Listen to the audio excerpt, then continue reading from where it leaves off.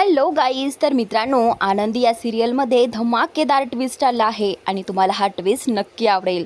तर आपला हा जो काही ट्विस्ट आहे ना, तो स्किप न करता पहा, कारण चक्क युगंधरने आनंदीला उचलून घेतला आहे आणि आनंदीची वटपौर्णिमा जी आहे ती पार पाडली आहे. तर मित्रांनो, कशा प्रकारे आणि आनंदीला का उचलून घेतलं असेल युगंधरने, नक्की इथे काय घडलं असेल, तर हा ट्विस्ट नक्की पहा आणि तेही स्किप न करता पहा. आनंदीला उचलून घेतल्यानंतर या शिल्पाचा कसा जळफळाट होतो तो.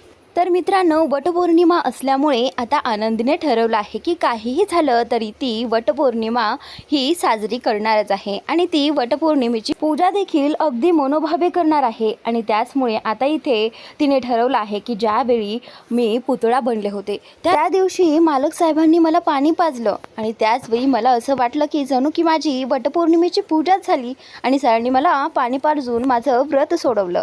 तर आता इकडे ही आनंदी म्हणत असते आणि त्याचमुळे आता माझं कर्तव्य आहे की मी मालक साहेबांसाठी उपवास केला पाहिजे आणि हे व्रत केलंच पाहिजे. त्यानंतर आनंदीने ठरवलं आहे आणि इकडे आनंदी आवरत आहे हे शिल्पाला कळालं आहे आणि शिल्पाला कळाल्यानंतर शिल्पा जी आहे ती आनंदीकडे गेलेली आहे आणि ती आनंदीला म्हणत असते की हे बघ आनंदी, तू घराबाहेर पाऊल देखील ठेवायचा नाही, कारण तू युगंधरसाठी व्रत करावं असं मला कधीच वाटत नाही, कारण मी तुला युगंधरची पत्नी मानतच नाही आणि तो मान कधीही तुला मिळणार नाही. इकडे सुनीता हे सगळं पाहत असते आणि हे सगळं पाहून तिला खूप वाईट वाटतं आणि त्यानंतर इथे आनंदीची जी इच्छा असते ती देखील तिला माहिती असते. तर लगेचच सुनीता माईकडे जाते. माईकडे गेल्यानंतर ती माईंना सगळं काही प्रकार सांगू लागते की आनंदीला आज वटपौर्णिमेच्या पूजासाठीही शिल्पाताई जाऊ देत नाहीये. माई, आता तुम्हीच काहीतरी करा जेणेकरून शिल्पाताईला त्या पूजेचं महत्त्व कळेल आणि त्या आनंदीताईंना इथे पूजेसाठी जाऊ देतील. तर आता इथे माई सुनीताच्या सांगण्यावरून शिल्पाकडे आलेली आहे आणि शिल्पाला माई म्हणत असते, अगं शिल्पा, तुला कळत कसं नाही, आनंदी जे व्रत करत आहे ते मालक साहेबांसाठीच आहे ना, मग तू अशी का वागत आहेस. हे बघ, दीर्घायुष्यासाठी, त्यांच्या दीर्घायुष्यासाठी आनंदी हे सगळं करत आहे आणि प्लीज तू हे सगळं करण्यापासून आनंदीला थांबू नकोस, कारण हे तिचं कर्तव्य आहे आणि पत्नी म्हणून ती तिचं कर्तव्य करत आहे, यामध्ये तू पडू नकोस, प्लीज माझं ऐक, असं माई शिल्पाला म्हणत असते. तर आता इथे माईंच्या बोलण्यामुळे आता शिल्पा गप्प झाली आहे.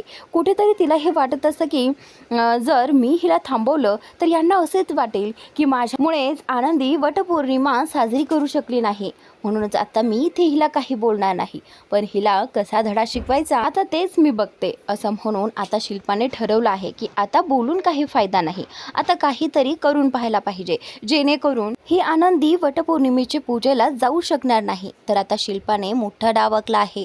शिल्पाने आता हॉलमध्ये काचा टाकून ठेवलेल्या असतात आणि ज्यावेळी ही आनंदी हॉलमध्ये जाईल, ज्यावेळी वटपौर्णिमेच्या पूजेला जाताना निघेल, त्याचवेळी तिच्या पायात त्या ग्लासच्या काचा घुसल्या पाहिजे असा तिने प्लॅन केलेला आहे. तर आता इथे आनंदी तिचं आवरतच असते. सगळं काही स्वयंपाक वगैरे करून आनंदीने स्वतःचं देखील आवरायला घेतलेलं असतं. तर आनंदीला आता युगंधरने एक सुंदर अशी साडी दिलेली असती. तर मित्रांनो, इथे या साडीबद्दल तर शिल्पाला काही माहितीच नसतं.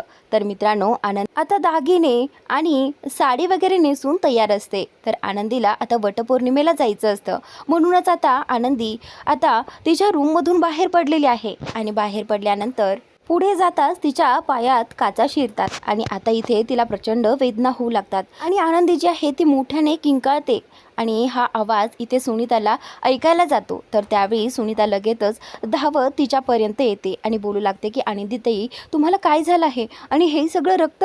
आता हे सगळं रक्त पाहून सुनीता देखील घाबरली आहे आणि ती बोलते की आनंदताई, तुमच्या पायाला आता एवढं लागले, तुम्ही वटपौर्णिमेची पूजा कशी काय साजरी करणार. तर त्यावेळी आनंदी म्हणत असते की तुम्ही ना अजिबात काळजी करू नका, मला हे थोडंसंच लागलं आहे आणि हे माझ्यासाठी काहीच नाही आहे, त्यापेक्षा महत्त्वाचं माझ्यासाठी हे आजचं व्रत आहे. तर आता इथे सुनीताला तिची काळजी वाटत असते. सुनीता म्हणत असते की पण आनंदीताई, तुम्ही हे कसं काय कराल. तर आता सुनीताने बाजूला तिला सोफ्यावर बसून तिच्या पायातील काचा काढण्याचा प्रयत्न केला आहे आणि त्या काचा आता काढलेल्या असतात, तरी देखील तिच्या पायातनं रक्त थांबत नसतं. तर आता इथे तरीही आनंदीचा हट्ट असतो की नाही, तरीही ती पूजा करणारच आहे. इकडे आता ही जी शिल्पा आहे ती तिच्याकडे येते आणि बोलते, मी सांगितलं होतं ना हे व्रत करू नकोस, पण तुला करायचंच आहे, आता तू मला हे व्रत करूनच दाखव, कारण कारण आता तिचे हाल होताना शिल्पाला आवडणार आहेत. म्हणूनच शिल्पानेही आता तिला हे व्रत मुद्दाम करायला सांगितलेलं आहे. तिला माहीत आहे ही करू शकणार नाही. तर आता आनंदी ही शिल्पाताईला बोलते की हो, मी हे व्रत नक्की करेन असं म्हणत आनंदी जी आहे ती घराबाहेर पडली आहे. आनंदी घराबाहेर पडल्यानंतर इथे या सुनीताने लगेचच शिर्केंना फोन केला आहे आणि शिर्केंना फोन करून सांगितलं आहे की आनंदीताई आज व्रत करण्यासाठी बाहेर पडले आहेत, पण त्यांच्या पायामध्ये खूप काच लागली आहे आणि त्या काचेमुळे पायातून रक्त येत आहे आणि या सगळ्यामुळे त्यांना खूप त्रास होईल. आणि त्यांनी युगंधर साहेबांसाठी इथे व्रत देखील केलं आहे. त्यांनी सकाळपासून काहीच खाल्लेलं नाही, ना पाणी पिलेले आहेत, ना काही खाल्लेलं आहे. त्यामुळे मला आनंदीताईची खूप काळजी वाटते. शिर्के साहेब, तुम्हीच काहीतरी करा, तुम्हीच मालकांना सांगा आणि आनंदीला हे सगळं करण्यापासून थांबवा, नाहीतर तिला किती त्रास होईल या गोष्टीचा. तर आता इथे शिर्के जे आहे ते बोलतात की हो हो, मी युगंधर साहेबांना, मालक साहेबांना सांगतो, तू काळजी करू नको. मालक साहेब लगेच जातील आणि आनंदीला हे सगळं करण्यापासून थांबवतील. तर आता ही इकडे आनंदी जी आहे ती आता घराबाहेर पडलेली आहे आणि आनंदी ठरवते, आनंदी स्वतःच्या मनाशी ठरवते की नाही, आज काहीही झालं तरी ती हे व्रत पूर्ण करणारच. जेणेकरून तिला आठवतं की शिल्पाने कसं तिला धमकावलं आहे की हे व्रत तू मला करूनच दाखव. तर आनंदीने ठरवलं आहे की नाही, मी शिल्पाताईसाठी नाही तर मी मालक साहेबांसाठी हे व्रत पूर्ण करणारच असं म्हणत ती आता त्या वडाच्या झाडाकडे चाललेली असते पूजा करण्यासाठी. तिच्या हातात ताट आणि पूजेचं सगळं काही सामान असतं. तिला एक एक शब्द शिल्पाताईचा आठवत असतो आणि म्हणूनच आता आनंदी झपाझप पावलं टाकत ती पुढे चाललेली असते. पण तिच्या पायातनं रक्त येत आहे हे देखील तिला याचं अजिबात भान राहिलेलं नसतं. तिचे पाय जे आहेत ते अगदी रक्तबंबाळ झालेले आहेत. तर आता तिला अजिबात भान राहिलेलं नसतं. तर आता इकडे आता हे जे शिर्के साहेब आहे ते सुनीताचं बोलणं ऐकून मालक साहेबांना फोन करतात आणि त्यावेळी आता त्यांनाही प्रचंड टेन्शन आलं असतं की मालक साहेब हे सगळं कसं थांबवतील. तर त्यानंतर मालक साहेब खरंच आनंदीकडे जातील का याचीही त्यांना काळजी वाटत असते आणि हे सांगितल्यानंतर ते काय रिॲक्ट करतील याचीही त्यांना काळजी वाटत असते. तर आता इथे शिर्केने मालक साहेबांना फोन केलेला आहे कारण मालक साहेब जे आहेत ते ऑफिसमध्ये असतात आणि शिर्के काही कामासाठी बाहेर गेलेले असतात. म्हणूनच आता यांनी फोन केलेला आहे. तर आता मालक साहेब शिर्केंचा फोन घेतात आणि त्यावेळी आता इथे शिर्के बोलतात की मालक साहेब एक खूप मोठा प्रॉब्लेम झाला आहे. तर त्यावेळी मालक साहेब बोलतात की काय झाले शिर्के, नक्की सांगाल का मला. तर त्यावेळी आता शिर्के सांगू लागतात की ते काय आहे ना मालक साहेब, आज आनंदीने ना तुमच्यासाठी वटपौर्णिमेचं व्रत धरलं आहे आणि म्हणूनच ती आता वडाची पूजा करण्यासाठी निघाली होती. तर मालक साहेब आज पूजा करण्याच्या आधीच जातानाच आनंदीच्या पायामध्ये काच शिरली. हॉलमध्ये काही काचा होत्या आणि त्या आनंदीच्या पायामध्ये घुसल्या आहेत आणि त्यामुळे तिच्या पायाला जखम झाली आहे आणि तिचे पाय अगदी रक्तबंबाळ झाले आहेत. आणि इथे सुनीताने सांगितलं आहे की आनंदी तरी देखील पूजा करण्यासाठी जाणार आहे. तर आता इथे मालक साहेब म्हणतात की शिर्के, काय बोलताय तुम्ही, या पोरीला काय करायचं आहे ही पूजा करून, कशाला हिने माझ्यासाठी व्रत केलं आणि तेही स्वतःचे असे हाल करून. या मुलीला ना काय करावं काही कळतच नाही, नेहमी काही ना काही चालू असतंच तिचं. आता काय म्हणे माझ्यासाठी व्रत करायचं, काय गरज होती एवढं पाहायला लागलेलं असतानाही माझ्यासाठी तिकडे वडाच्या झाडाची पूजा करण्यासाठी जाण्याची. तर आता इथे शिर्के बोलतात की मालक साहेब, आता तुम्हीच तिला थांबवू शकता, तर त्यामुळे तुम्ही लवकरात लवकर तिकडे जा. तर आता इथे मालक साहेब बोलतात की ठीक आहे शिर्के, मी निघतोयच आहे तिकडे आणि तिकडे पाहतो सगळं काही. तर त्यानंतर इथे शिर्के बोलतात की ठीक आहे मालक साहेब असं म्हणत आता शिर्के देखील फोन ठेवून देतो आणि इकडे मालक साहेब आता आनंदीकडे जाण्यासाठी निघालेले आहेत. तर आता मालक साहेब इकडेच विचार करत असतात की आनंदी हे सगळं करण्याची काय गरज होते माझ्यासाठी. तर आनंदीला ते मनातच म्हणत असतात की आनंदी, तुला स्वतःला त्रास करून घ्यायची काय गरज होती. तर मालक साहेबांना लगेचच तो क्षण आठवतो ज्या क्षणी किटी पार्टीच्या वेळी आनंदीने मालक साहेबांची तारीफ फोनवरती केली होती आणि ते आठवून देखील मालक साहेबांना खूप छान वाटतं. खरं तर आता मालक साहेब जे आहेत ते वडाच्या झाडाकडे निघालेले असतात. तर आता इकडे आनंदी जी आहे ती वडाच्या झाडापर्यंत पोहोचलेली आहे आणि आनंदीने इथे तिच्या पूजेला देखील सुरुवात केली आहे.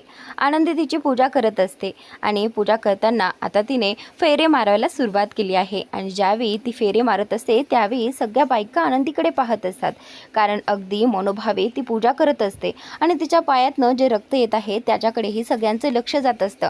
तर त्याच वेळी आता युगंधर साहेब जे आहेत, मालक साहेब, ते तिथे पोहोचतात आणि ते आनंदीला अशा अवस्थेत वडाची झाडाची पूजा करताना पाहतात. आनंदीने एक फेरी मारलेली होती, पण आनंदीला इथून पुढच्या फेऱ्या मारणं तिच्यासाठी अशक्य होतं आणि तरी देखील ही मुलगी ते करून दाखवेल, पण तिला त्रास होऊ नये म्हणून आता मालक साहेब पुढे झालेले आहेत. आणि पुढे झाल्यानंतर त्यांनी लगेचच आनंदीला जागेवरच थांबायला सांगितलेलं आहे आणि आनंदी ही मालकांचं ऐकून लगेचच जागेवर थांबते. मालक साहेबांनी जागेवरती थांबल्यानंतर आनंदीला लगेचच उचलून घेतलं आहे आपल्या दोन्ही हातांमध्ये. तर आनंदीला हे पाहून तर खूप आश्चर्य वाटतं आणि उचलून घेतल्यानंतर मालक साहेबांनी आता तिचे राहिलेले फेरे देखील कंप्लीट केले आहे. आनंदी पूर्ण वेळ मालक साहेबांकडे पाहत असते आणि मालक साहेब जे आहेत ते देखील तिच्याकडेच पाहत असतात, पण त्यावेळी ते तिथे तिला काहीच बोलू शकले नाही. तर आता फायनली आनंदीचे सगळे काही फेरे कंप्लीट झालेले असतात आणि त्याच वेळी आता तिथे शिल्पा आलेली आहे आणि शिल्पाने हे सगळं बाजूला उभं राहून पाहिलेलं असतं. तर मित्रांनो, आता ही शिल्पा जी आहे ना, ती प्रचंड चिडली आहे, कारण आता युगंधरने स्वतः आनंदीला उचललेलं आहे आणि त्यांच्यामधलं हे वाढतं प्रेम पाहून तिला प्रचंड राग येत असतो. युगंधरला इथे येऊन हिला उचलायची काय गरज होती असं तिला वाटत असतं, पण युगंधर बदलत चाललेला आहे आणि त्यांच्यामधली बदल हे शिल्पाला दिसत आहेत. पण आता शिल्पाला काहीही करता येत नाही.